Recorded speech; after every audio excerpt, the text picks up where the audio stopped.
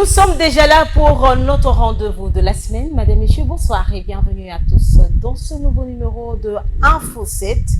Info 7 a le plaisir de recevoir pour vous sur ce plateau. C'est pour la énième fois qu'il passe bien sûr dans ce magazine d'actualité.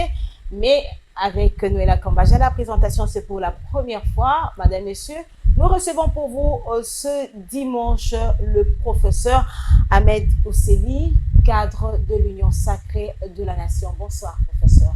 Bonsoir, Madame Noëlla Kambaja. Vous êtes professeur des universités en RDC et au-delà des frontières de la République démocratique du Congo, en Turquie, en Chypre, c'est ça? Effectivement. Et comment allez-vous? Je me porte bien et j'espère que vous aussi vous portez bien. Ça va déjà l'année 2024. J'ai le plaisir de vous recevoir sur ce plateau. L'actualité sociopolitique de l'heure en RDC, votre lecture? Bon, je pense que le pays se porte comme il se porte. Permettez-moi au début de cette entame de l'émission de vous remercier pour l'invitation. Et au regard de la qualité des sujets à débattre, je me suis dit que je devrais répondre absolument à votre invitation et voilà pourquoi je suis là.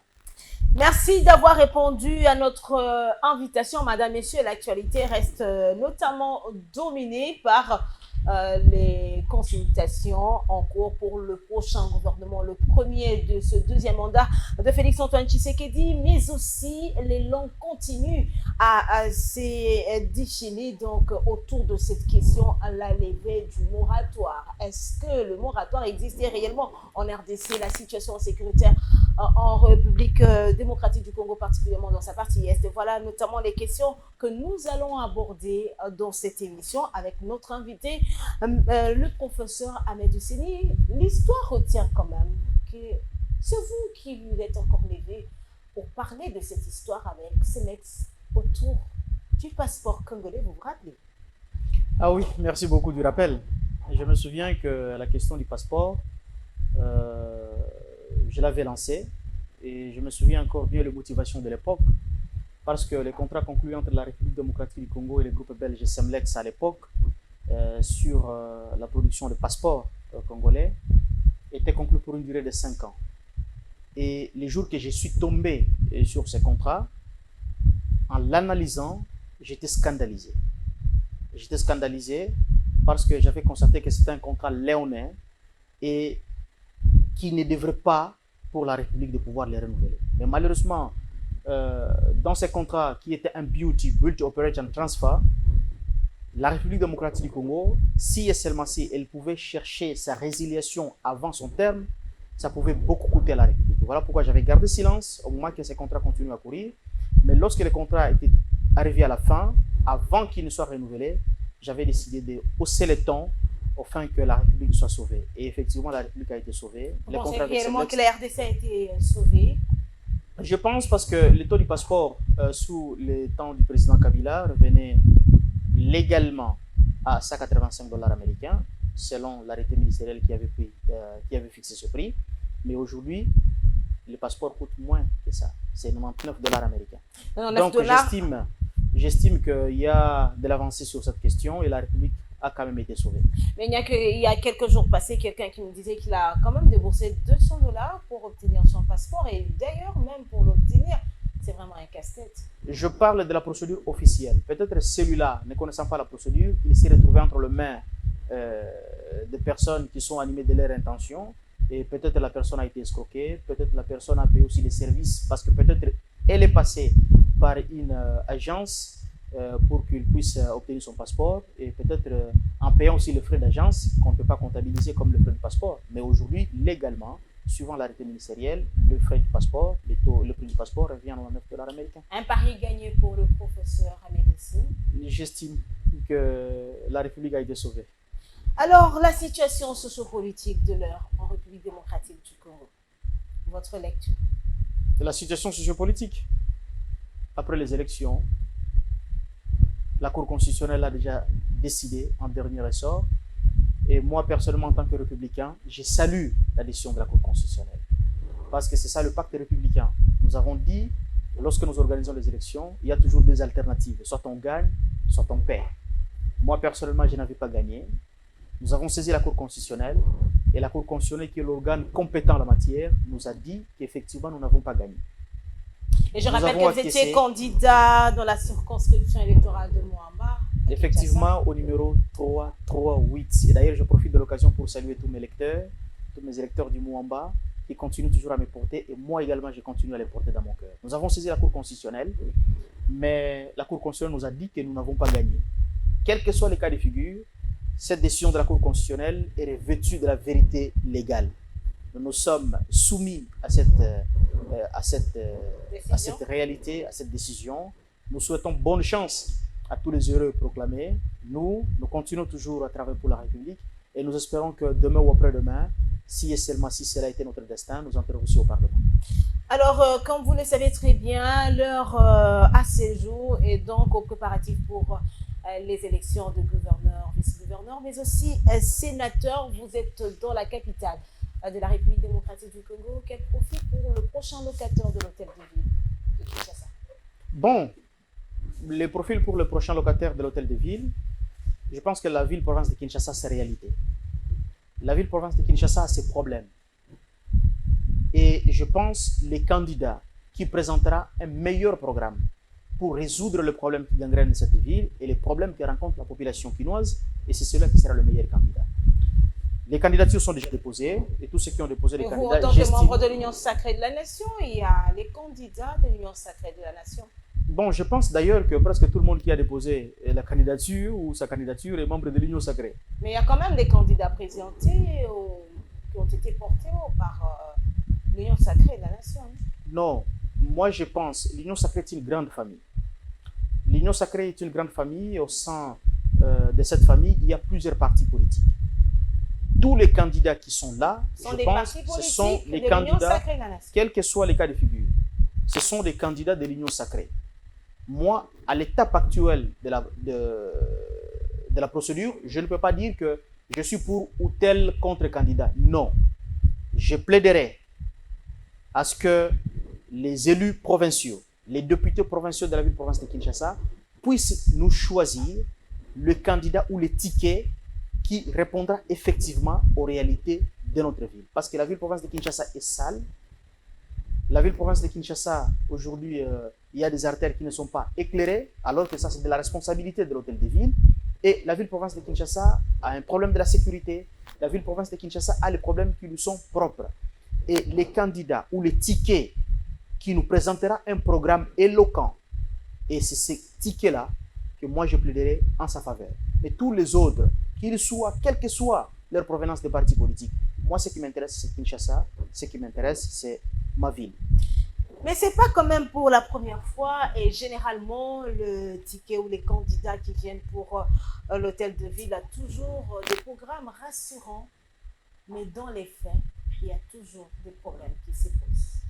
Bon, parce que pour bien diriger une entité, il ne suffit pas seulement d'avoir le programme. Il faut avoir le programme, il faut avoir les profils, il faut aussi avoir les compétences et voir même l'éthique. On peut bien, critères. Pour chaque candidat, on peut bien rédiger un programme. Mais si le candidat n'a pas la capacité, n'a pas les compétences de porter du programme, ça serait chose perdue. Et ce candidat peut aussi avoir les compétences académiques, les compétences scientifiques, les compétences de l'expérience. Mais si ce candidat ou ce ticket manque aussi l'éthique, ça sera encore de la peine perdue. Donc, il faudra qu'il y ait la combinaison de tous ces facteurs, un bon programme, de la compétence et aussi de l'éthique.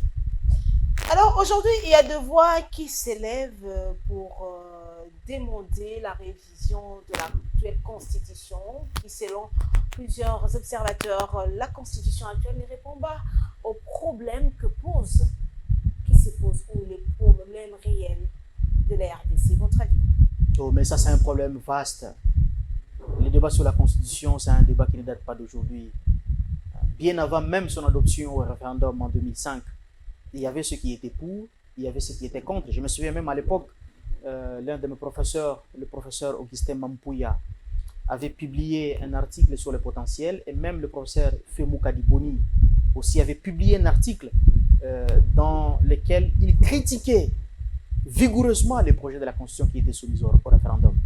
Et d'ailleurs, le professeur Moukadi, de heureuse mémoire, avait dit que soit il faut rejeter, si pas revisiter ce projet de constitution, il faut carrément le rejeter. Donc les débats sur la révision de la constitution ne datent pas d'aujourd'hui, ça remonte depuis des années. Mais on pense que les débats doivent revenir sur la table maintenant et qu'une décision doit être prise. Bon, je ne sais pas, il reviendra au Parlement de pouvoir décider. Ils viennent à peine d'être investis et on va voir qu'ils soient d'abord installés, les gouvernements installés, et puis on va voir comment est-ce que la situation va pouvoir évoluer. Mais c'est un débat naturel, c'est un débat qui a toujours eu lieu. Chacun de nous a son point de vue. Urgence. Urgence sur quel sujet exactement? Parce que parler de la révision de la Constitution, c'est une matière vaste. La Constitution consacre le règle qui régente, c'est la vie de la nation. Mais quelle est... Par exemple, il y a des personnes qui estiment que l'actuelle voie des votes ou en ce qui concerne les gouverneurs de la ville, il faudrait que ça revienne dans les attributions du président de la République qui peut révoquer à tout moment, qui peut lui-même voir ou nommer même le gouverneur des villes. Bon, je pense que c'est un peu précipité que nous puissions déjà fixer les débats dans cette direction-là. Nous avons un Parlement. Nous avons un Parlement qui est en train d'être installé parce qu'au niveau de l'Assemblée nationale, les députés viennent à peine d'être installés. Le Sénat n'est même pas encore installé, le Sénat est renouvelé. Même les élections sénatoriales d'ailleurs n'ont même pas encore eu lieu. Donc il faudra d'abord que toutes les deux chambres parlementaires soient installées, les gouvernements mis en place, et alors à ce moment-là, on verra si c'est le gouvernement qui nous fera le projet de modification de la Constitution, ou soit si cette initiative proviendra du Parlement ou même de la population, dans l'hypothèse où on signerait une pétition de plus de 100 000 signatures. Donc, laissons d'abord le temps évoluer. Je pense qu'avec le temps, on va pouvoir se prononcer. Madame, Messieurs, place à présent au premier dossier de notre rendez-vous de la semaine.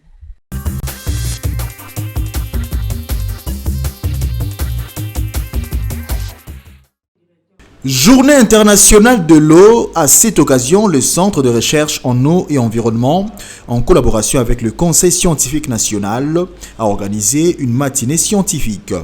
Il était ici question d'échanger afin de sensibiliser sur la bonne gestion durable des eaux, mais aussi pousser les chercheurs congolais à s'intéresser à cette denrée indispensable de la vie courante. Pour la directrice générale du CRE, Patience Ngelinkoto, cette journée a été capitale, d'autant plus qu'elle a également permis d'établir sur certains problèmes, notamment celui des inondations à Kinshasa. Sur la gestion des déchets urbains, qui peut résoudre ces fléaux des inondations. Ces problèmes que nous avons d'inondation, c'est tout simplement une mauvaise gestion et des déchets et de l'eau. Donc, si on met en route ces projets, et que aussi au niveau du ministère, il y a aussi des projets qui arrivent, je pense qu'avec ensemble, nous pouvons relever, à gérer les déchets, à créer des infrastructures qu'il faut pour la conduite. Tout à l'heure, on a dit qu'il faut négocier avec l'eau. Donc, il faut savoir amener l'eau là où elle veut aller. Sinon, ça pose des problèmes. Le président Pius Piana, président du Conseil scientifique national, a quant à lui salué cette initiative. Les données comme ça sont donc essentielles pour que chaque centre puisse faire connaître ce qu'il fait. Donc pour tous les centres, le Conseil scientifique va un peu pousser tous les centres de façon à organiser régulièrement des matinées scientifiques comme ça, pourquoi pas des journées ouvertes, de façon que la population puisse être au courant de ce que font les centres. À retenir que le Centre de recherche en eau et environnement a pour l'une des missions mener des recherches afin d'avoir une base de données sur les écosystèmes aquatiques et l'environnement. La Mételsat, nous pouvons dire au public que nous sommes pendant la saison de pluie. Et pendant la saison de pluie, il fait chaud. D'habitude, nous atteignons des températures allant de 31 à 33 degrés. Ça, c'est dans la marge normale. Mais actuellement, nous avons constaté un excédent de température qui a atteint à peu près 37 degrés, voire même 38 degrés. Et cette température nous pousse à examiner davantage l'atmosphère. Et quand nous avons examiné l'atmosphère, nous avons trouvé qu'il y a un élément qui est en train de cocher. Donc c'est l'humidité atmosphérique. Dans l'atmosphère, nous avons l'humidité atmosphérique qui provient des vapeurs d'eau. Et dans l'atmosphère, nous devons avoir plus ou moins 99% des vapeurs d'eau dans l'atmosphère pour qu'il y ait condensation, pour qu'il y ait précipitation. Mais quand maintenant il y a de l'atmosphère, il y a l'humidité qui diminue. L'humidité diminue à 36%. Il n'y a pas moyen qu'il y ait formation des nuages qui peuvent nous donner la pluie. C'est vrai, les gens peuvent dire qu'il y a des nuages qui sont là. Vous allez voir, il y a un nuage qui se forme, et à un certain moment, ça se dissipe, ça s'éparpille. Parce qu'au niveau 700 hectopascales, nous avons constaté qu'au niveau 3 km de l'altitude, il y a une anomalie qui est en train de créer une zone de subsidence. Cette zone de subsidence est en train de faire l'inversion des températures. Nous savons qu'à météorologie, nous disons que la température diminue en altitude. Mais maintenant, quand on arrive à la diminution, arrivé dans cette zone, il y a une subsidence qui fait qu'il y ait inversion des températures. Cette inversion des températures augmente la chaleur de la température jusqu'à ce qu'il retourne encore au sol. Et maintenant, quand il fait cette inversion, nous, les hommes, nous nous trouvons dans cette atmosphère-là. Et nous ressentons maintenant cette chaleur qui est inversée et qui nous affecte. Nous voulons mettre au point la situation de la chaleur dans la ville de Kinshasa. Comme vous le savez, depuis le début du mois de mars, il a été constaté des hausses de température dans la ville de Kinshasa, obligeant les gens à se poser des questions en sens divers. Il a été noté donc depuis le début de ce mois que les températures pendant cette période de pluie ont été inhabituelles. Et le Mételsat a donc remarqué que de la période du 1er au 13 mars, les températures ont oscillé autour de 33-34 degrés Celsius. Le pic de température dans la ville de Kinshasa a été observé le 12 mars, où on a atteint 37,5 degrés Celsius. Alors il faut savoir que ces températures qui sont observées au niveau de Kinshasa sont liées à plusieurs conséquences, notamment une diminution de l'absorption. Il est à noter donc justement l'accumulation de tout le gaz carbonique lié à l'échappement, à l'émission des gaz au niveau des échappements des véhicules, mais aussi les différents déchets dans la ville et les industries brassicoles. Comment allons-nous prévenir donc justement cette situation ? Eh bien, ce sont des mesures préventives, commencer d'abord par la sensibilisation de notre population, demander aux gens de ne pas être sous l'exposition directe du soleil parce qu'il y a des conséquences non seulement sur la santé mentale, mais aussi sur la peau et sur tout l'organisme, parce que cette situation de chaleur va entraîner une certaine nervosité au niveau des gens, et de la même manière, ça va entraîner une déshydratation qui peut être mortelle si elle atteint des valeurs de 15 à 25%, surtout chez les enfants et les adultes. Mais ce que nous recommandons aux gens, justement, c'est de rester dans des endroits frais, de se protéger et de boire beaucoup d'eau sans attendre la soif. Mais aussi pour les ouvriers qui sont obligés de rester à l'extérieur, notamment les gens qui sont dans les chantiers, les gens qui sont des soudeurs et toutes les autres personnes qui sont à l'extérieur, nous recommandons de porter des couvre-chefs, donc des chapeaux, des foulards pour les dames, et surtout de rester à l'abri d'une insolation directe parce que ça agit aussi sur la peau à cause des rayons ultraviolets que nous avons. Mais il faut aussi garder à l'esprit que ces ultraviolets ont un effet aussi sur les yeux.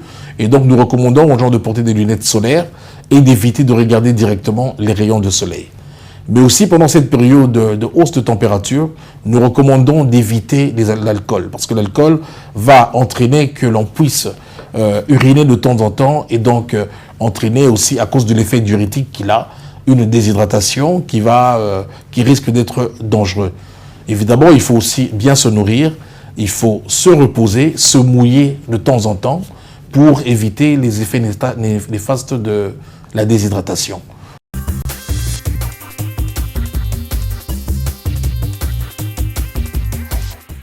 Alors, madame, messieurs, vous le savez, maintenant, là, à ce jour, il y a donc l'informateur qui est en train de consulter pour le prochain gouvernement, je le disais en l'entame, le premier du deuxième mandat de Félix-Antoine Tshisekedi, professeur Ahmed Ouseni.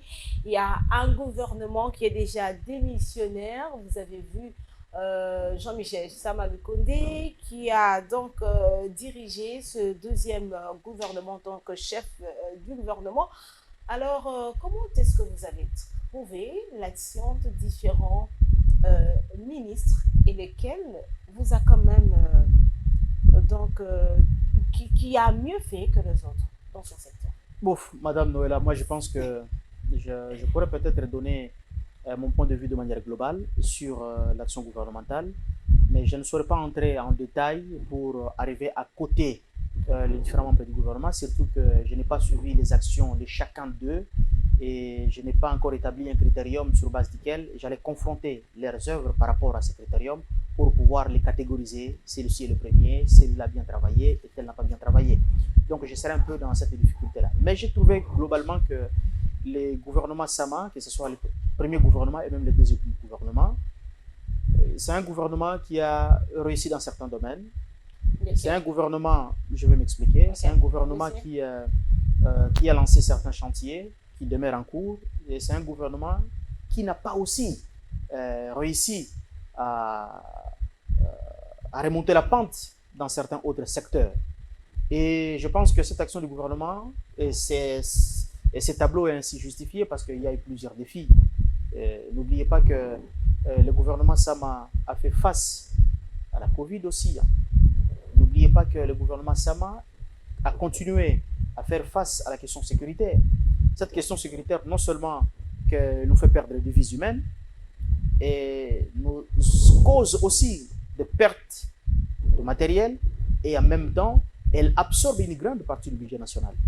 À partir du moment où une grande partie du budget national est affectée dans le secteur de la sécurité, les autres compartiments manquent des ressources financières nécessaires pour pouvoir accomplir les différentes missions. Donc je pense que c'est un peu dans ce contexte qu'il faudra juger le gouvernement Sama dans la globalité.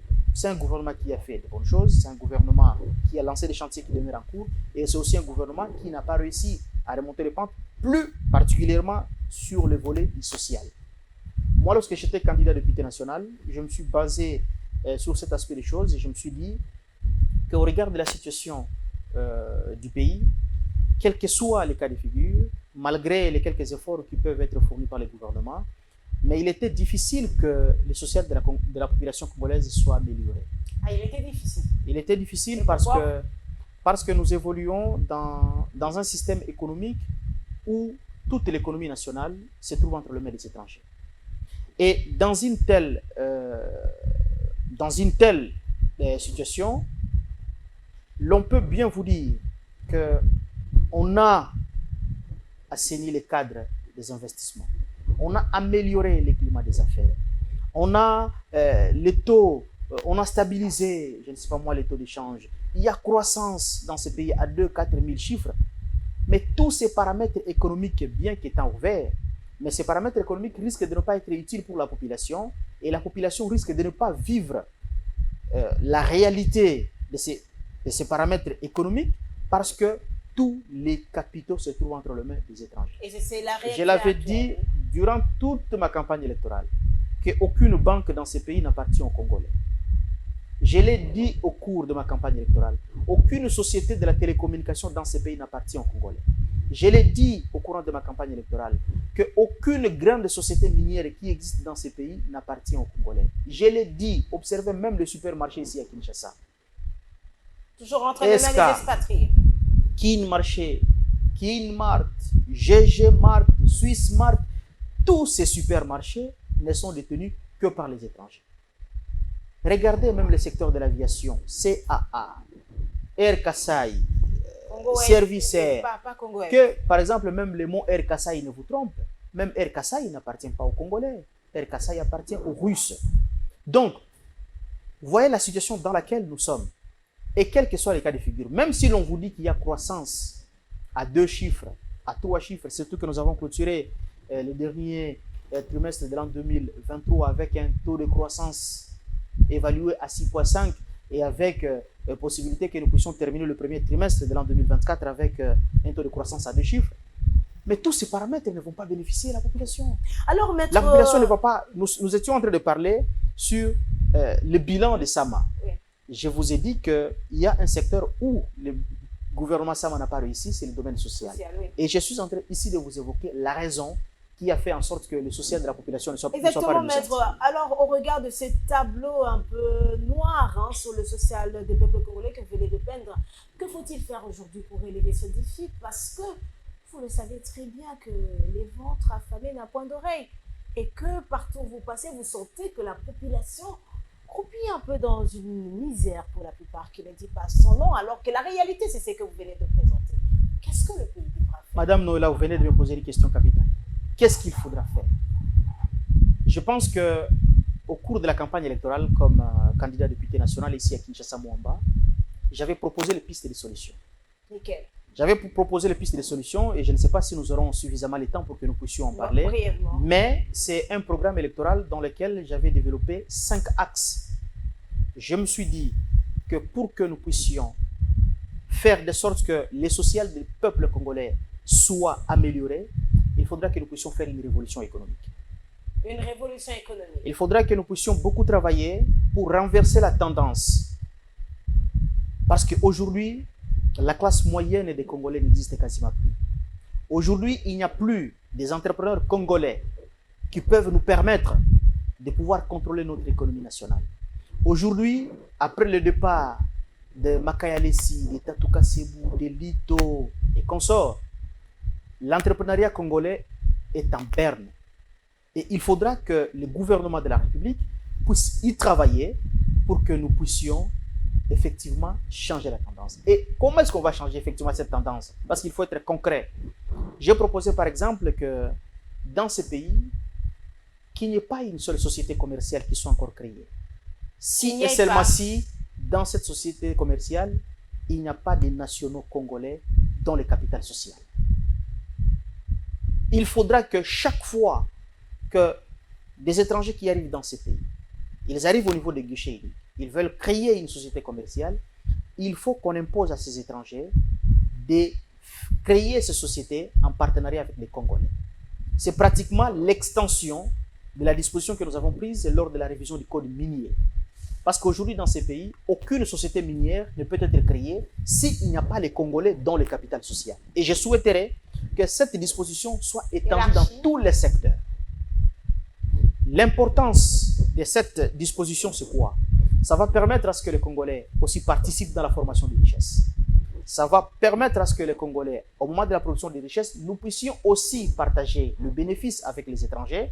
Et ça va aussi permettre à l'État congolais de contrôler l'économie nationale. Et ça va aussi nous libérer du gouffre de la spéculation dans lequel nous Ça, c'est le premier 1 sur les 5. Ouais. Alors, le deuxième? Le deuxième, il faudrait que l'État congolais facilite la création des banques. Vous savez, Madame Noëlla, lorsque vous visitez tous les pays sérieux du monde, lorsqu'un pays se fixe l'objectif, par exemple, de développer son secteur agricole, les pays, généralement, commencent par créer une banque agricole. L'État commence à créer une banque agricole. En créant une banque agricole, ça va permettre à ce que les agriculteurs du pays, lorsqu'ils veulent lancer leur projet, d'aller auprès de cette banque, prendre de l'argent et aller travailler. Mais à partir du moment où l'État congolais n'a aucune banque, comment nous pouvons dire que l'agriculture est la priorité des priorités alors que les agriculteurs n'ont aucun endroit pour aller prendre de l'argent pour développer la culture, par exemple, de maïs, sachant que nous, les Congolais, nous sommes en grande partie les consommateurs de la semoule, les consommateurs de la farine de maïs. Mais où est-ce qu'on va trouver l'argent pour le faire? Les banques commerciales qui sont ici chez nous, ce sont des sociétés commerciales. Ces sociétés commerciales, ce sont des faits privés. L'État congolais n'a aucun pouvoir d'aller dire aujourd'hui à Equity Bank, d'aller dire aujourd'hui à la BOA, d'aller dire aujourd'hui à l'UBA ou à la Rao Bank que disponibiliser 100 millions de dollars américains pour les agriculteurs congolais. Ces gens-là ne sont pas venus dans ces pays pour des missions caritatives. Ces gens sont venus dans ces pays pour obtenir leurs bénéfices. Donc, il faudra que l'État congolais crée d'abord ses propres banques. Aujourd'hui, quand vous consultez la législation congolaise, la création d'une banque, il est dit qu'il faut avoir une caution de 50 millions de dollars américains et aussi les frais de démarrage. Je ne pense pas que l'État congolais manque cet argent parce qu'il y a de l'argent, des sommes et des sommes qui sont dilapidées dans des projets fanfarons Et si et seulement si on pouvait les canaliser dans de tels projets, je pense que ça va nous permettre de nous libérer du gouffre. Et je pense que ce serait le grand défi du gouvernement qui se pointe à l'horizon. Et le troisième, il y a beaucoup de choses à dire. Je pense aussi...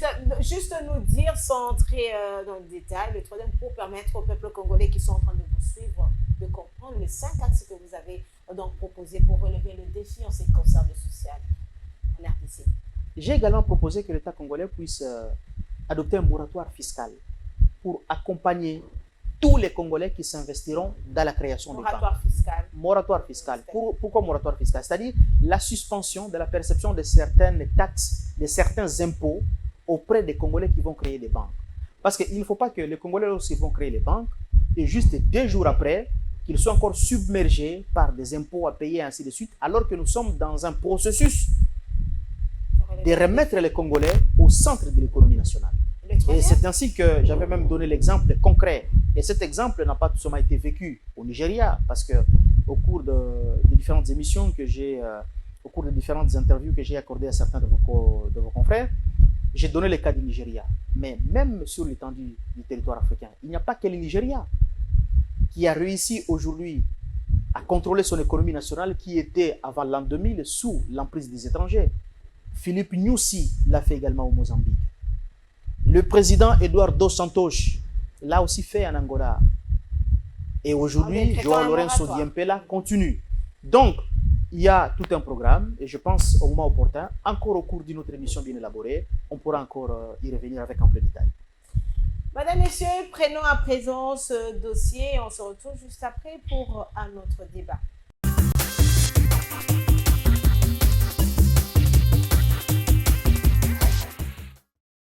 8 mois après son décès, c'est ce mercredi 20 mars 2024 que la sortie de la dépouille mortelle de l'ancien ministre de Transport et Voies de Communication, Chérubin Okende, a eu lieu. D'abord, des témoignages et hommages mérités de la famille biologique et politique, suivis des amis et connaissances à la morgue du cinquantenaire où reposait son corps. Après cette étape, la dépouille a été conduite à la cathédrale Notre-Dame du Congo où une messe d'action de grâce a été dite en mémoire de l'illustre disparu. Tout en qualifiant des malades la justice congolaise, le cardinal Fridolin Ambongo a dans son homélie contesté les conclusions des enquêtes livrées par le procureur général près la Cour de cassation Firmin Vendée sur la mort de Chérubin Okende. Comment comprendre qu'un père aussi attentionné que Chérubin, qui venait de marier sa fille, se soit suicidé en tirant des balles sur lui-même et sur sa voiture après une longue promenade dans la ville. Bref, si tel est le traitement que la République réserve à un ancien ministre et un député national, qu'adviendrait-il au simple citoyen?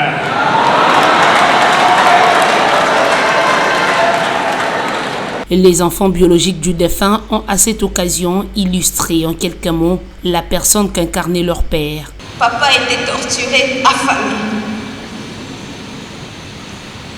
Mais je suis sûre que quand tout ça se passait, papa priait. S'il y a quelque chose qui nous a appris dans des moments difficiles, c'est de toujours avoir ça en main. Il était notre ange gardien, notre chérubin, c'est comme ça qu'on l'appelait. Imaginez-vous sur terre, il nous protégeait. Et maintenant qu'il n'est plus là, qu'est-ce qu'il est capable de faire pour nous? Seul Dieu sait. Notre papa était un homme sérieux, discipliné, dévoué à son pays auquel il avait toujours accordé une attention et un amour particulier. Et jusqu'au bout de sa vie, il s'est battu pour léguer à nos enfants un Congo meilleur, parce qu'il y croyait fermement. À noter que l'ancien ministre des Transports et Voies de Communication, Chérubin Okende, est mort à l'âge de 62 ans. Il laisse derrière lui une femme et plusieurs enfants. Pour rappel, le porte-parole de l'opposant Moïse Katumbi, Chérubin Okende, a été retrouvé mort le 13 juillet 2023 sur la route poids lourd. Il a désormais une nouvelle adresse au cimetière Nécropole entre Terriciel où il reposera pour toujours.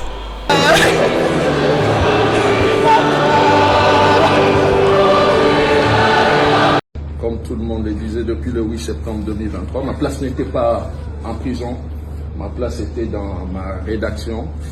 Et là, je suis très content de retourner là où je dois me trouver. Et donc, nous sommes prêts jusqu'au bout à porter avec tout le monde, tous les collègues journalistes et ces combats du journalisme indépendant.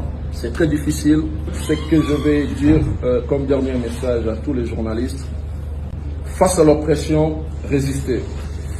Face aux intimidations, face aux menaces, face à toutes sortes, donc je disais, d'intimidation, ne reculez surtout pas, ne trahissez surtout pas la profession, restons professionnels, n'ayons pas peur. Et je vais dire ici aux amis, la prison c'est dur, la prison ce n'est pas une belle expérience, mais la prison, je suis convaincu qu'elle ne tue pas. C'était des conditions difficiles parce que la capacité d'accueil de la prison de Makala, c'est pour 1500 personnes, mais là, on était à plus de 14 300 prisonniers qui sont détenus dans des conditions inhumaines, insupportables. Et c'était difficile, c'était dur, toutes ces conditions, mais grâce aux efforts de tout le monde, on a pu tenir et nous voici, nous sommes là, debout, pour continuer de faire ce que nous savons faire, donner l'information à la population. C'est toujours avec l'attitude d'homme d'État que l'informateur Augustin Kabouya, costume bleu sur une chemise bleu ciel combinée à la cravate rouge, a entamé sa deuxième mission lui confiée par le chef de l'État. Dans ses bureaux privés du nommé Mwanabouté du chef de l'État, c'est l'Alliance des démocrates chrétiens ALDEC de la ministre sortante du portefeuille Adel Kaïnda qui ouvre le bal. La ministre a d'abord eu une conversation en aparté avec l'informateur avant d'être reçue avec toute sa délégation pour une restitution. Sans tergiverser, l'ALDEC signe l'acte d'engagement collectif qui fait d'elle membre de la majorité parlementaire. Que nous sommes un parti politique qui marche ensemble avec la vision du chef de l'État. Aujourd'hui, le chef sera tranquille de mener bien sa vision parce que le chef a sa propre majorité à l'Assemblée nationale. Concerné par la deuxième audience, Augustin Kibassa, à la tête d'une forte délégation de l'UDPS Kibassa, est d'abord reçu en tête-à-tête par l'informateur. Ensuite, le ministre sortant de Pétentique a été reçu avec toute sa délégation. Et une fois de plus, l'homme ne manque pas de louer le savoir-faire de l'informateur. Il fait les choses avec beaucoup de méthode et donc je crois qu'il y aura très prochainement, il aura fini la deuxième étape et ça permettra justement au président de la République de prendre les décisions qu'il faut pour qu'on avance. Lors de la troisième audience accordée au regroupement politique Les Progressistes, l'informateur a procédé de la même manière que lors des deux premières. Le député Sami Badibanga a été reçu en premier avant l'entretien élargi aux membres de sa délégation. Après avoir signé au nom de son regroupement politique l'acte d'engagement collectif, l'ancien Premier ministre a reconnu avoir eu, lui et sa délégation, des échanges sympathiques avec l'informateur. Nous avons eu un échange sympathique avec l'informateur et nous avons signé notre acte d'engagement vis-à-vis de la majorité. Une très bonne mission, il tient compte de la Constitution et des règles parlementaires et nous pensons que cela aboutira d'une manière positive. C'est la cinquième audience de cette première journée. L'informateur a eu à échanger à cet effet avec la délégation de l'autre vision du Congo.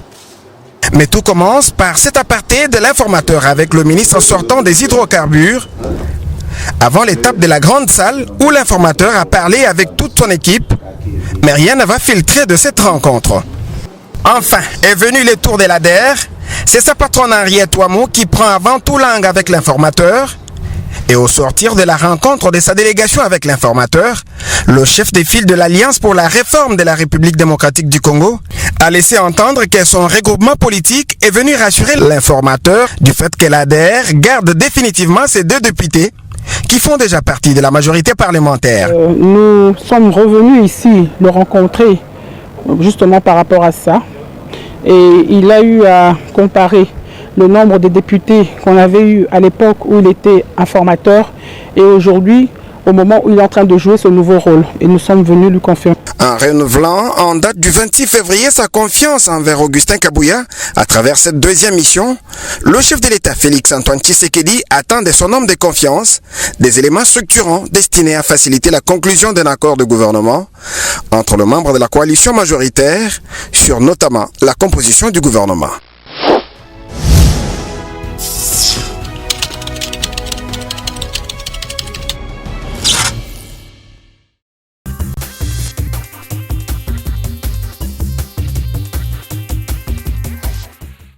La semaine, la République démocratique du Congo a aussi célébré la journée mondiale de l'eau. Professeur maître Ahmed Ouseni, malheureusement, il y a plusieurs quartiers de Kinshasa, voire même à travers la République démocratique du Congo, l'eau reste une denrée rare.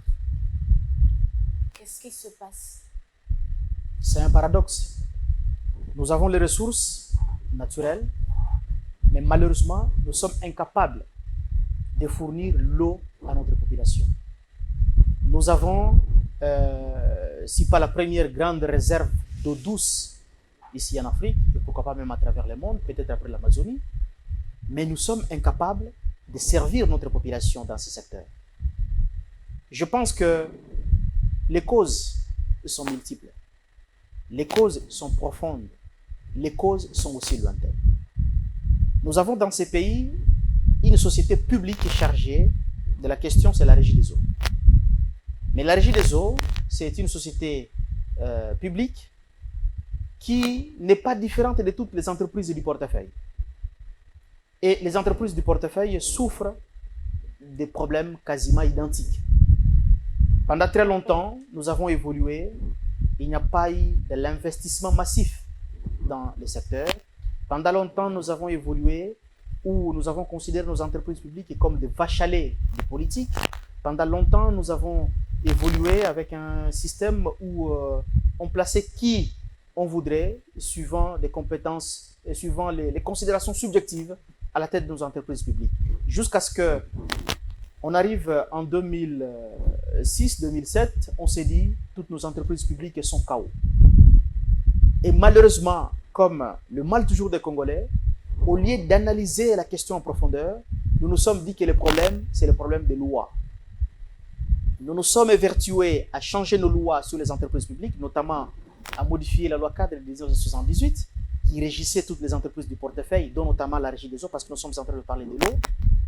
On a dit que la Régie des eaux n'était pas productive parce que les textes qui régissaient la Régie des eaux étaient devenus désuets, et voire même dépassés.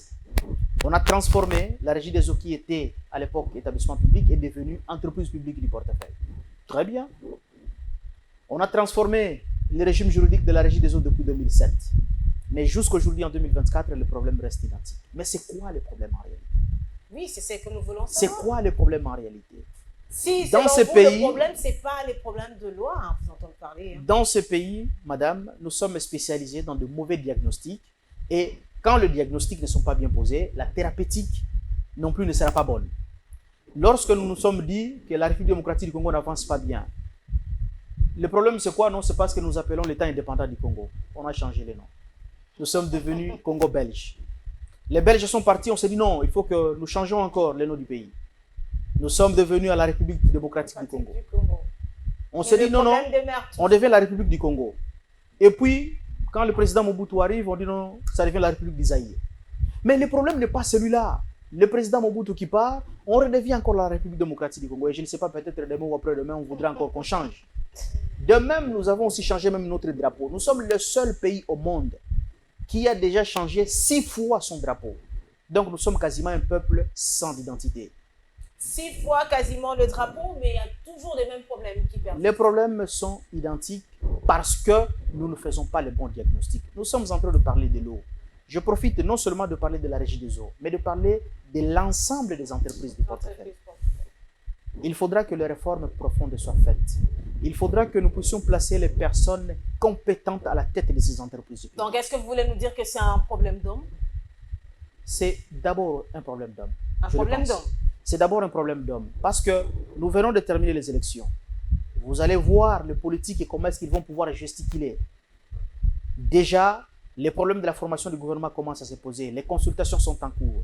Chacun veut entrer au gouvernement. Même les gens qui n'ont pas de profil. Même ceux-là qui n'ont rien apporté veulent encore devenir. Même les gens qui n'ont pas le profil. Même les gens qui n'ont pas le bagage nécessaire. Même les gens qui sont réputés des malfrats. Les gens qui n'ont pas la notion d'éthique. Ils veulent entrer au gouvernement. Et ceux qui ne pourront pas avoir la chance d'entrer au gouvernement, parce qu'on va avoir un gouvernement peut-être qui ne dépassera pas 50 personnes, 50 individus. Les restes voudront se jeter dans les entreprises publiques.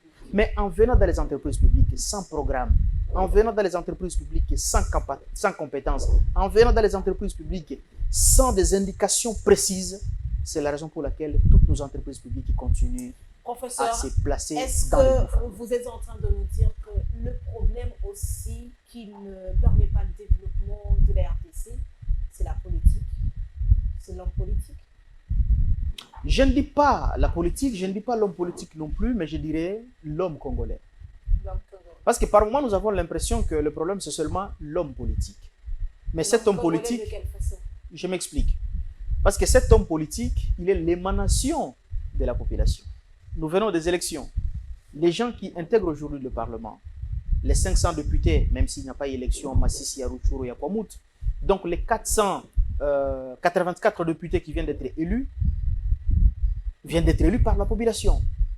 La population congolaise, lorsqu'elle était au mois des élections, elle a voté ses députés, elle a voté ces personnes suivant quels critères? Est-ce que la population n'a pas voté?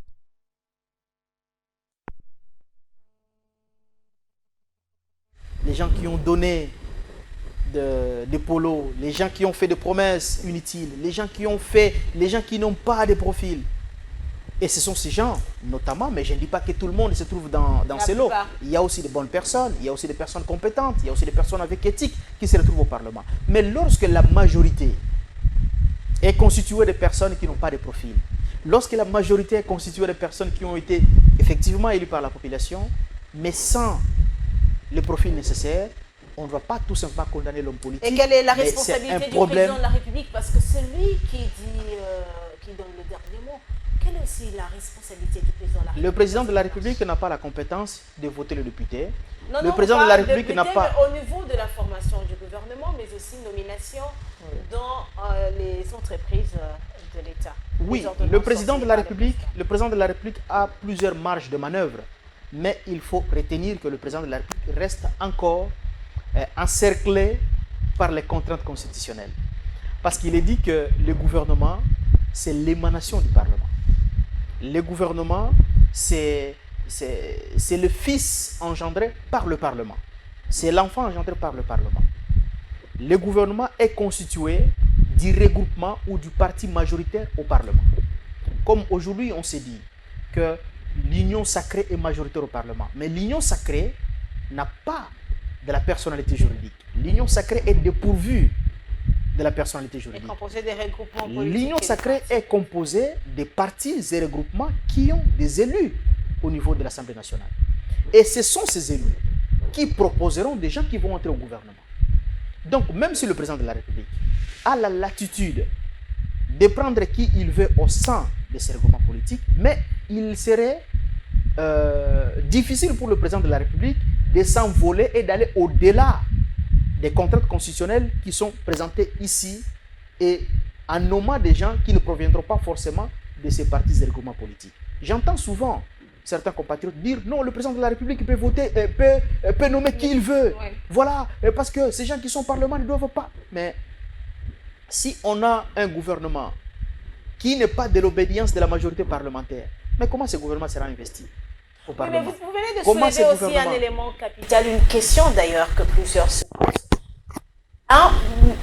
Monsieur Ossini, par exemple, aujourd'hui député national, demain ministre, et le jour de ces demandes, la personne qui a été votée, c'est le professeur X ou monsieur X, et non pas son suppléant. Pourquoi doit-il laisser son siège pour aller au gouvernement?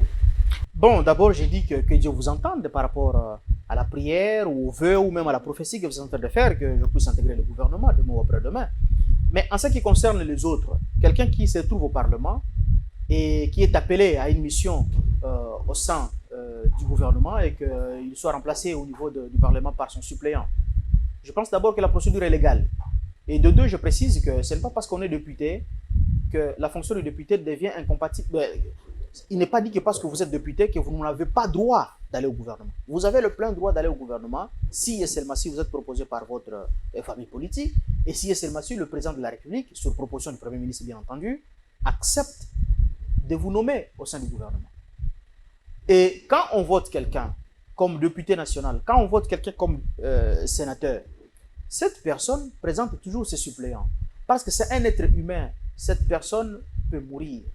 Cette personne peut tomber malade. Cette personne peut être appelée à exercer une autre fonction ailleurs.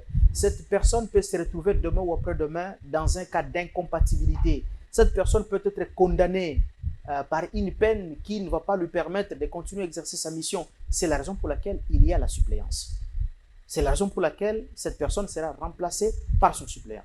Alors, pourquoi? Parce que votre question a tendance à dire que le député reste au Parlement, que le sénateur reste au Parlement. La question du peuple congolais. Bon, le peuple... C'est certains qui se posent cette même question. Bon, le peuple... Oui, le député a été élu, il a changé le peuple de congolais, c'est parlement, vaste. qu'il reste Le peuple au congolais, c'est Parlement. vaste. Le peuple congolais, c'est vaste. On ne peut pas interdire aux gens qui sont au Parlement d'intégrer aussi le gouvernement, surtout que les lois de la République ne l'interdisent pas. Moi, lorsque je suis dans une république comme la nôtre, qui a beaucoup de facteurs, qui est constituée de plusieurs nations, parce que nous sommes encore une État multination. C'est la raison pour laquelle vous allez voir à la sortie du gouvernement, il y a des gens qui vont se positionner, voilà, nous les ressortissants de, nous félicitons le président de la République, nous les ressortissants de, nous ceci, nous cela, parce que nous sommes encore un État multination. Et c'est pourquoi les constituants congolais, en lisant l'article 90 de la Constitution, dit, voire même impose au président de la République et au Premier ministre en disant, lorsque vous allez former le gouvernement, vous devez tenir compte de la représentativité nationale. C'est une obligation constitutionnelle. Parce que, je l'avais encore dit ici sur votre plateau de Congo Web, que la République démocratique du Congo est un pays à part. Est un pays à part parce que, contrairement à tous les autres pays, ou si pas à la majorité des pays africains, qui ont été créés par la scission des empires et des royaumes. Prenez le cas de l'empire du Monomotapa, qui a engendré plusieurs États, dont notamment le Zimbabwe, la Zambie et même une partie du Malawi et de Mozambique. Vous prenez le cas de l'empire du Mali, qui a engendré plusieurs États, le Mali, le Sénégal, une partie du Niger, du Burkina Faso, l'empire du Ghana, l'empire Ashanti, l'empire Songhai, l'empire d'Abyssinie. Mais la République démocratique du Congo a été plutôt constituée par la fusion des royaumes et des empires. Sur l'ensemble du territoire national, sur l'espace qui est aujourd'hui la République démocratique du Congo, l'on y retrouve le royaume Congo. L'on y retrouve l'empire Luba. L'on y retrouve l'empire Lunda. L'on y retrouve la République islamique du Maniema et tant d'autres.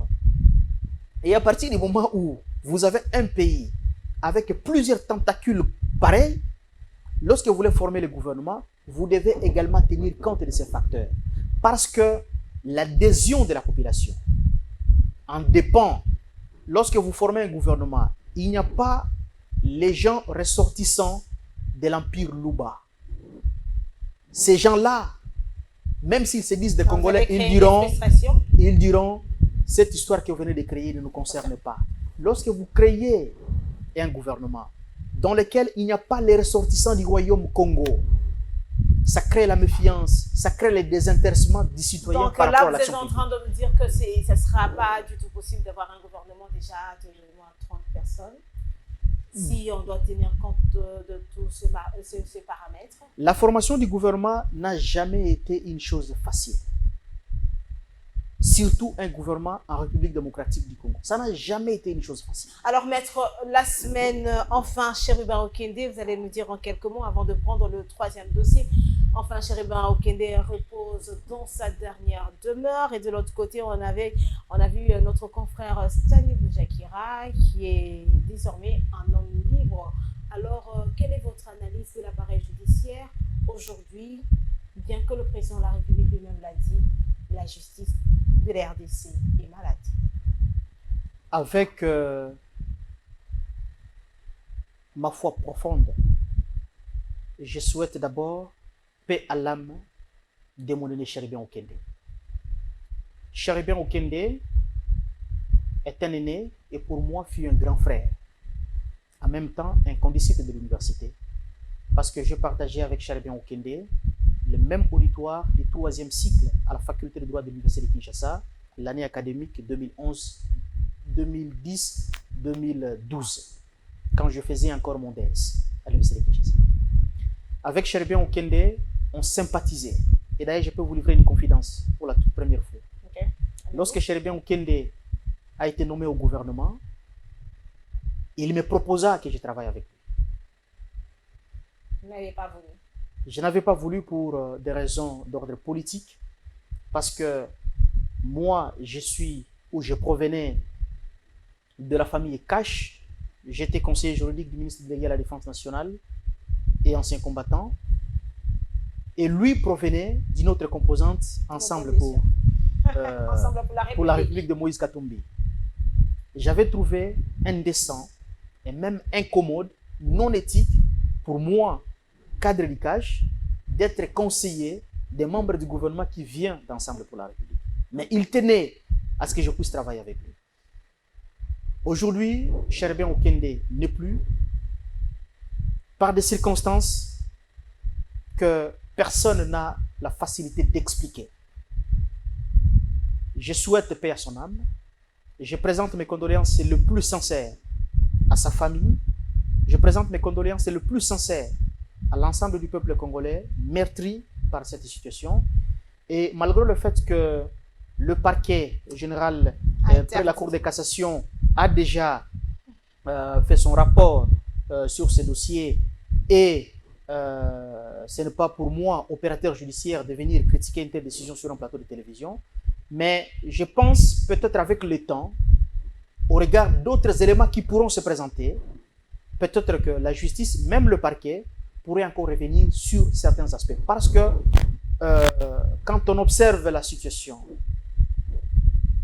dans laquelle le corps de Chérubin Okende a été trouvé, je pense que le rapport a été présenté, mais les enquêtes doivent continuer.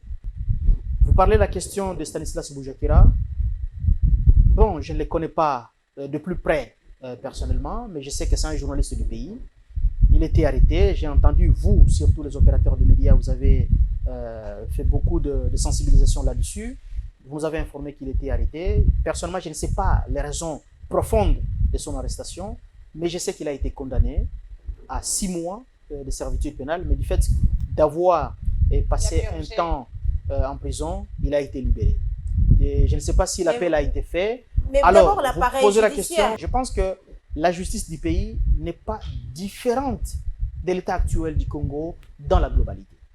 Parce que la justice est partie composante du pays. Si certains disent que la justice est malade, c'est-à-dire c'est le pays en général qui est malade. Et les discours tentant à dire que la justice pose problème, ces discours ne datent pas d'aujourd'hui. Ces discours datent depuis longtemps. Mais d'ailleurs, ce discours devrait quand même changer parce que le président de la République a opéré quand même beaucoup de changements dans ce secteur. Les problèmes de la maladie de la justice congolaise ne datent pas de Félix Tshisekedi. Je peux vous révéler, lorsque vous aurez un jour le temps de compulser tous les discours à la nation prononcés par le président de la République, Joseph Kabila, à l'époque, au sujet de la justice, Joseph Kabila, à l'époque, n'avait jamais fait un bon tableau en ce qui concerne la justice congolaise. Chaque fois que Joseph Kabila s'exprimait sur cette question devant la nation, il disait toujours que la justice congolaise est au banc des accusés. Il disait toujours que la justice congolaise est au banc des accusés. Et rappelez-vous même, à l'époque même, l'ancien ministre de la Justice, Alexis Tambou Mwamba, il parlait de la théorie de 3V. C'est-à-dire, les problèmes de la justice congolaise ne datent pas d'aujourd'hui. Quand vous lisez l'ancien procureur général près la Cour constitutionnelle, près la Cour suprême de justice Mbiango Kekese, quand vous lisez le professeur Lutumba Walutumba dans sa thèse de doctorat, lorsqu'il développe le mode alternatif de résolution des conflits, pour dire que la justice est malade. Et si vous allez là-bas, vous risquez de déchanter. Par conséquent, privilégiez le mode alternatif de résolution des conflits, dont notamment l'arbitrage, la conciliation et consorts. Donc ce problème, c'est un problème lointain. Ce problème, c'est un problème qui ne date pas d'aujourd'hui. C'est un problème qui peut pas être résolu aujourd'hui. C'est un problème qui doit être résolu et avec la participation de tous. Il n'y a pas que les opérateurs judiciaires qui sont les responsables, si et seulement si cette justice est malade, qui sont responsables de cette situation. Ils ont besoin d'un bon salaire. Ils ont besoin de travailler aussi dans de bonnes conditions. Parce que souvent, quand on parle de personnel judiciaire, quand on parle de magistrats, on a souvent tendance à être fort, à être trop critique, à être sévère. Mais parce que ce sont des gens qui sont régis par la déontologie, qui ne peuvent pas venir sur le plateau de télévision pour vous expliquer leur quotidien. Même lorsqu'on parle de la Cour constitutionnelle, lorsqu'on parle des juges de la Cour constitutionnelle, on les critique par-ci, par-là. Moi, j'ai de l'amertume pour eux, parce que ce sont des gens qui sont régis par le devoir de réserve. Moi, j'étais candidat député national. Je n'ai pas été proclamé par la CENI. Je suis allé à la Cour constitutionnelle. J'ai saisi la Cour constitutionnelle. Mais in fine, la Cour m'a dit que je n'ai pas gagné. Je me suis dit, c'est ça. Vous êtes incliné. C'est ça la responsabilité républicaine. Ce n'est pas à moi de venir encore dire que le juge de la Cour constitutionnelle ont été ceci, ils ont pris de l'argent, ils ont été corrompus. Et d'ailleurs, je profite de cette occasion pour lancer un appel patriotique.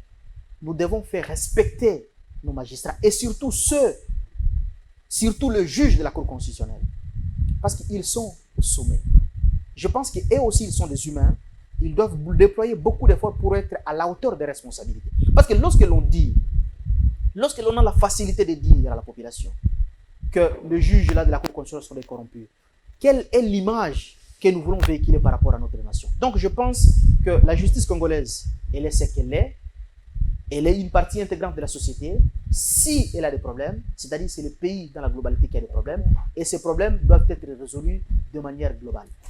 Madame, Messieurs, président, à présent un autre dossier de notre rendez-vous de la semaine. Et là, nous allons revenir sur cette question de la peine de mort.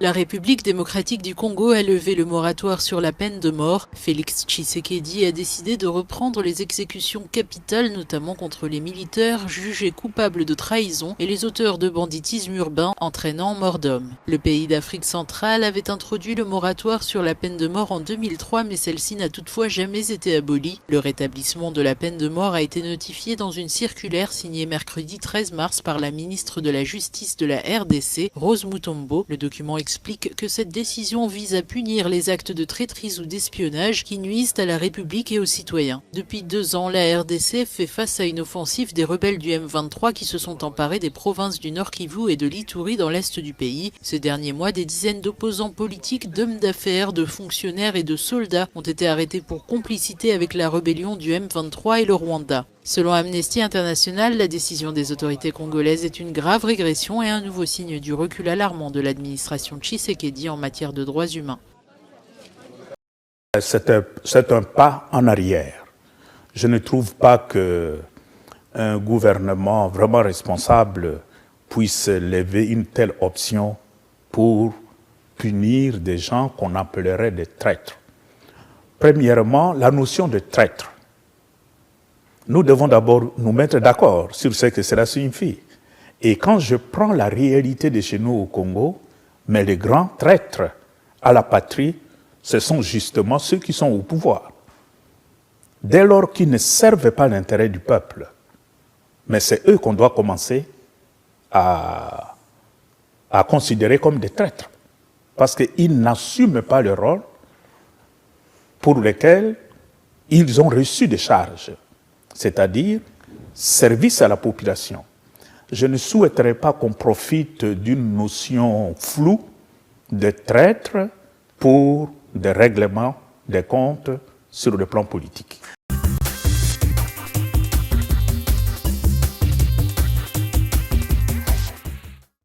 Le moratoire a été donc levé en République démocratique du Congo. C'est concernant la peine de mort. Professeur Ahmed Osseni, comment est-ce que vous avez accueilli donc cette décision du gouvernement de la République démocratique du Congo? Madame Noëlla, c'est avec stupéfaction, avec étonnement que j'ai accueilli cette décision. Et pourquoi? Et je précise au départ que sur le plan des droits, ou juridiquement parlant, je ne suis pas du tout d'accord avec le gouvernement Sama S à plusieurs égards sur cette question. Pourquoi vous n'êtes pas d'accord avec cette décision? Je ne suis pas d'accord avec le gouvernement Sama sur cette question, sur le plan des droits, pour plusieurs raisons. La première raison, c'est que en 2024, plus précisément le 9 avril, le gouvernement Sama nous dit il a pris la décision d'élever les moratoires qui existaient dans ces pays depuis 2003 sur l'exécution de la peine de mort. Moi j'ai dit que ce moratoire n'existe pas. Et comment ça n'existe pas? Je vais m'expliquer au cours de cette émission. Ok, allez-y. Deuxième raison. Parce qu'on ne peut lever que quelque chose qui existe. Effectivement. Deuxième raison. J'ai dit aussi que, conformément à la constitution en vigueur dans ces pays,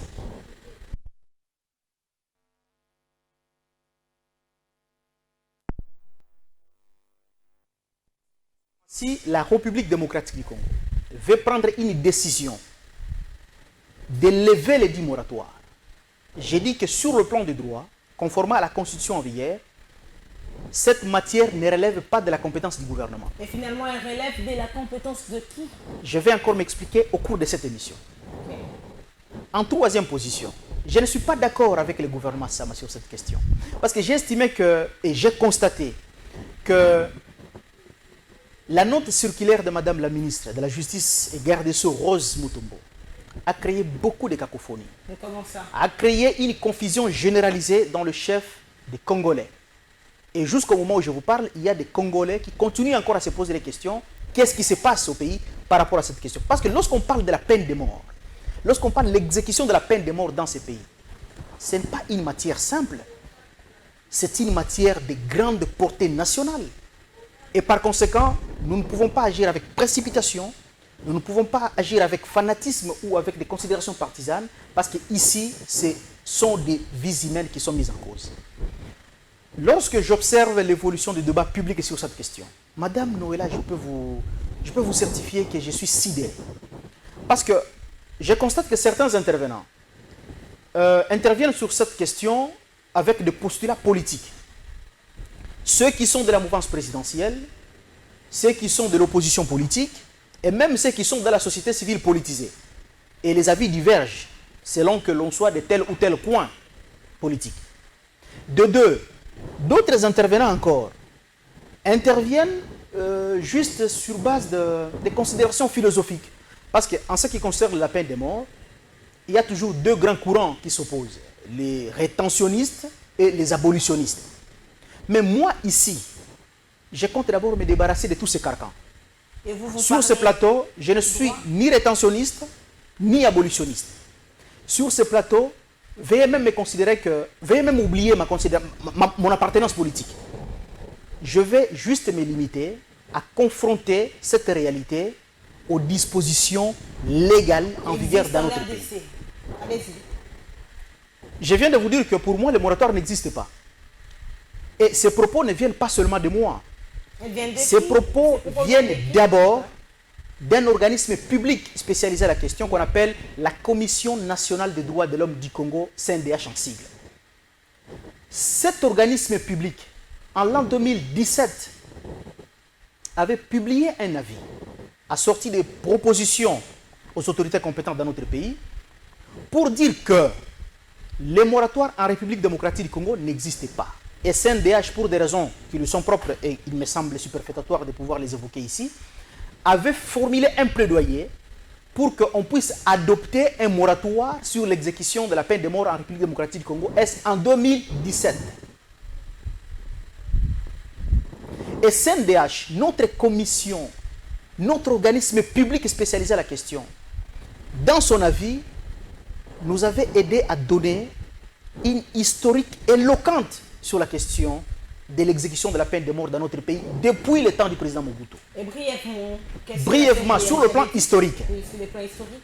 Lorsque le président Mobutu a pris le pouvoir dans ce pays, pour donner l'impression que voilà, il voulait un peu montrer qu'il était dur, il commençait à ordonner les exécutions de la peine de mort dans ces pays. Et vous pouvez même vous en souvenir, le plus célèbre parmi les exécutions, ce sont les pendus de la Pentecôte, qui ont été exécutés ici à Kinshasa en 1966. Il s'agit de Anani Jérôme, il s'agit de Mahamba, il s'agit d'Evariste Kimba.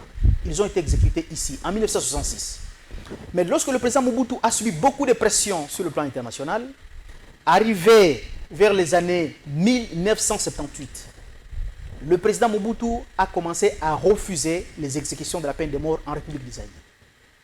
Et les données historiques renseignent qu'entre 1978 jusqu'à ce que le président Laurent Désiré Kabila a pris le pouvoir dans ce pays, il n'y a eu exécution d'aucune décision judiciaire en matière de peine de mort en République du Zaïre. Ce qui a fait même admettre la République du Zaïre à l'époque sur la liste de pays abolitionnistes de fait dans le système des Nations Unies. Parce que il faut retenir... C'est cette décision qui a fait que la RDC soit placée à ce rang? Non, parce qu'il faut retenir que dans le système des Nations Unies, en matière de la peine de mort, tous les États du monde sont catégorisés en 4 strates. La première strate, ce sont des États rétentionnistes, ce sont des États dans lesquels les législations nationales prévoient la peine de mort, les juridictions de jugement et d'arrêt prononcent cette peine et on exécute les gens. Ça, c'est la première catégorie. Deuxième catégorie, ce sont des États abolitionnistes. Ce sont des États, bon, parmi les États d'abord rétentionnistes, je peux citer les États-Unis d'Amérique, je cite les Philippines, je cite les Laos, les Cambodge et consorts. Mais la deuxième catégorie, ce sont des États abolitionnistes. Les États abolitionnistes, ce sont des États dans lesquels les législations nationales ne prévoient plus la peine de mort. Il n'y a plus de condamnation, il n'y a plus d'exécution non plus. Surtout que le droit pénal est, dans le cas sous examen, régi par le principe de nullum crimen nulla poena sine lege. On ne peut pas imposer une sanction sur quelqu'un si celle-ci n'était pas précédemment prévue dans la loi. Et les exemples pour cette deuxième catégorie, ce sont pratiquement les États européens. La France, l'Allemagne, l'Angleterre et consorts, ils ont déjà aboli la peine de mort. La troisième catégorie, ce sont des États dans lesquels, ou les États qui sont sous le régime du moratoire. C'est-à-dire la peine de mort existe dans les lois, mais cette peine n'est pas exécutée parce qu'il y a une décision qui empêche son exécution. Mais nous, la République démocratique du Congo, nous ne sommes pas membres à la date de ce jour dans aucune de ces 3 catégories. Dans le système des Nations Unies, nous sommes plutôt catégorisés, vous pouvez consulter les archives, vous pouvez consulter les données.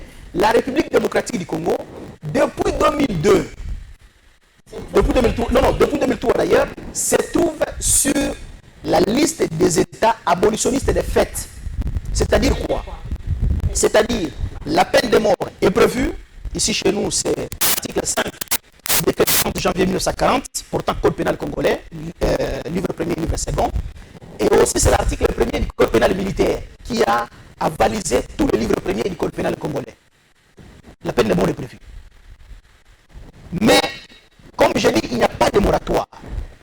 Mais cette peine n'est pas exécutée chez nous, ou n'a pas été exécutée chez nous depuis 2004, parce qu'en 2003, il y a eu des exécutions de la peine de mort. Depuis 2004, seulement par la simple volonté du président de la République. Parce que, retenez, lorsque l'on condamne quelqu'un à la peine de mort, pour qu'on puisse l'exécuter, conformément à l'article 87 de la Constitution et conformément à l'article 175 du règlement intérieur des cours, tribunaux et parquets, il est même fait obligation aux magistrats du parquet ou de l'auditorat, avant de procéder à l'exécution de cette peine, de saisir d'abord le président de la République. Pour dire, Excellence, Monsieur le Président de la République, nous avons l'honneur de vous signaler que votre citoyen, tel M. Massoudi, M. Ibrahim, M. Aaron, a été condamné par la justice militaire à Kisangani. Mais la Constitution vous reconnaît, vous, les pouvoirs, au niveau de l'article 87, de lui accorder la grâce. Est-ce que vous êtes d'accord qu'on l'exécute ou pas? Et ici, tant que le président de la République ne se serait prononcé, on ne peut pas exécuter. Donc on peut dire qu'à ce jour, sur la table du président de la République, il y a plusieurs demandes qui ont été formulées dans ce sens. Plusieurs demandes d'abord se trouvaient sur la table du président de la République, Joseph Kabila. Depuis le temps de Joseph Depuis Kabila. le temps de Joseph Kabila. Parce que depuis 2004, Joseph Kabila n'avait répondu à aucune demande de grâce. Et tant que le président ne se prononce pas, on ne peut rien exécuter. Et pourquoi le président ne se prononce pas? J'arrive. D'ailleurs, sur le plan historique, l'année passée, les données renseignent qu'il y a eu 161 condamnations à la peine capitale dans ces pays. Mais c'est pour une année seulement. Pour une année. 2023, je suis précis. Alors, c'est à partir de 2004, je peux dire ainsi, que la République démocratique du Congo est pratiquement sur la liste des États abolitionnistes des faits. Alors, d'où est venue cette question du moratoire chez nous? La question du moratoire a commencé à l'époque de M. Laurent Désiré Kabila, président de la République. Lorsque lui prend le pouvoir, le 17 mai 1997, il veut donner l'image du rétablissement de l'ordre. Il faut que la sanction soit au rendez-vous. Il commence à exécuter les gens. En exécutant les gens, la République démocratique du Congo, souvenez-vous, dans les dernières années du Mobutisme, qui était sur la liste des États abolitionnistes des faits, parce que le président Mobutu n'autorisait pas les exécutions de la peine de mort, mais qui quitte cette catégorie pour intégrer les États rétentionnistes, où la peine de mort existe, et puis on exécute les gens. Et puis nous avons été classés en deuxième position, juste après la Chine. Alors il y a eu des bruits au niveau de la communauté internationale. Il y a eu des bruits au niveau de la communauté internationale. Et M. Laurent Désiré Kabila, en juin 1999, il va prendre le courage pour rédiger une correspondance au secrétaire général des Nations Unies, M. Kofi Annan, pour lui dire ceci. Moi, Laurent Désiré Kabila, je prends l'engagement d'abolir la peine de mort dans mon pays. Mais comme le processus législatif sera long, parce que l'édiction de la norme législative, il faut que ça passe au Parlement, ainsi de suite, voilà, ça va prendre le temps. Mais en attendant la première phase, je ne veux pas accorder les exécutions de la peine de mort dans mon pays. Et arrivé en décembre, lorsque le président Laurent Désiré Kabila sera saisi par la justice militaire pour la demande de grâce présidentielle, il va prendre une décision pour refuser. Il dit, vous n'allez pas exécuter. Il sera assassiné par les ennemis de la République. Il part, remplacé par son fils, Joseph Kabila. Lorsque Joseph Kabila arrive, il se trouve au mois de mars 2001 devant la Commission des droits de l'homme de l'Organisation des Nations Unies à Genève. Dans son discours, dans sa déclaration, Joseph Kabila réitère l'engagement pris par son fait père et son prédécesseur. Il dit, nous allons abolir la peine de mort en RDC. Et en attendant, je ne vais pas autoriser les exécutions. Il rentre au pays. En rentrant au pays, il constate que non, le taux de criminalité monte. Joseph Kabila, une année après, c'est-à-dire au mois de mars 2002, et pour être précis, le 23 mars 2002, Joseph Kabila va charger son ministre de la Justice et garde des Sceaux, M. Deogracia Singele Massoudi, de rédiger une correspondance pour s'adresser au haut représentant de la Commission des droits de l'homme des Nations Unies à Genève, pour lui dire que moi, Joseph Kabila, je m'engage à retirer mon engagement que j'avais fait devant vous. Depuis le 23 mars 2002. C'est-à-dire, même cette période transitoire dans laquelle nous étions, de l'État où il y a la peine de mort, mais on n'exécute pas, à cause de la décision prise par M. Laurent Désiré Kabila et réitérée par Joseph Kabila, nous avons quitté ce stade pour retourner dans la catégorie des États de l'État rétentionniste. Là, c'est en 2023. Non, le 23 mars 2002. C'est pourquoi en 2003, il y a eu des exécutions de la peine de mort. Joseph Kabila avait autorisé, s'il vous plaît, parce qu'en 2003, Joseph Kabila avait autorisé les exécutions de la peine de mort dans ces pays. Mais en 2003, il vous en souviendra que c'est le début de la transition un peu cadre. Joseph Kabila s'appelait même Momemi Maki. Il ne voulait pas qu'il y ait des problèmes encore, lui-même ne voulait pas créer encore des problèmes supplémentaires. Il va décider de ne plus répondre aux demandes de grâce. Il était plusieurs fois saisi, mais il ne répondait pas.